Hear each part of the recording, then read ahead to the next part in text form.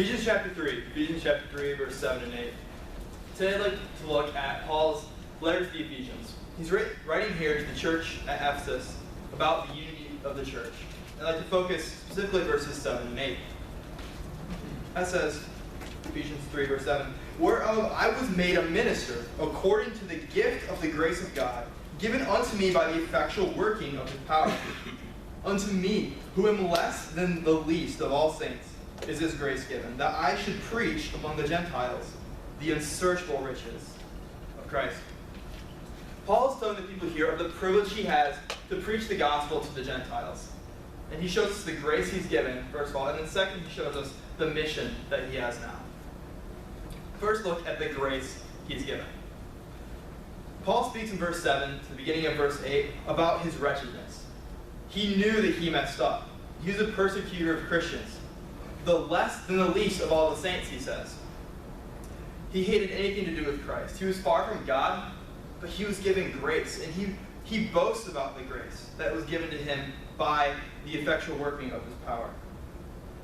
There are many examples of God using a person who has messed up and gone far from him. One such example is a man who was a journalist for the Chicago Tribune. This man, he was a devout atheist. And one day he came home from work, and his wife told him the exciting news that she had just gotten saved.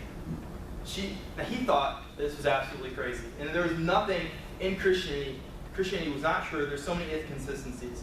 At most, it was something that could possibly help you through some hard times. And he set out to prove to her that Christianity was not true.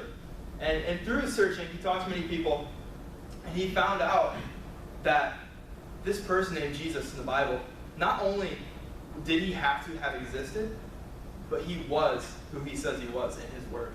This man's name was Lee Strobel. Today, Lee Strobel travels as a speaker and an author, telling the story of what he found through his searchings.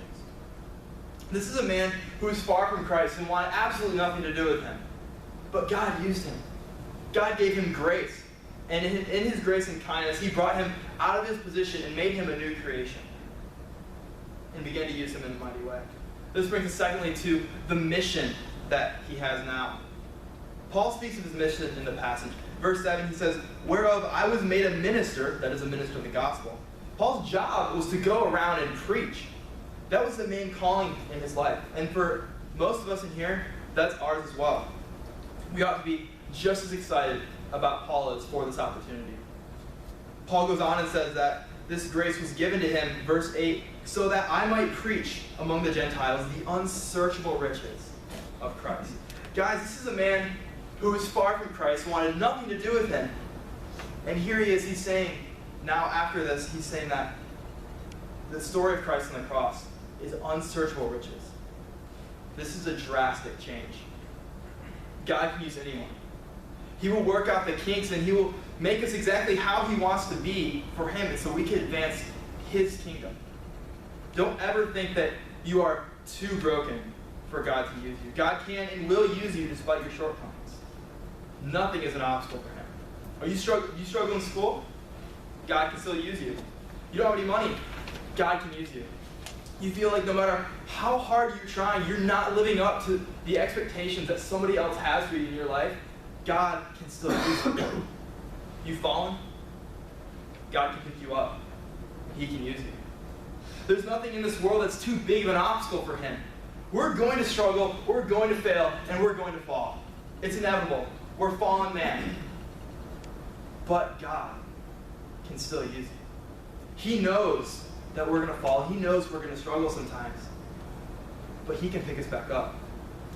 And he will, in his loving grace, reach out to us. So, because he will pick us back up, are we to sin then that grace may abound? No, by no means. God forbid, Paul says. But we ought not get in the mindset that we're beyond repair and beyond use when we fall. God can use people who have cursed him.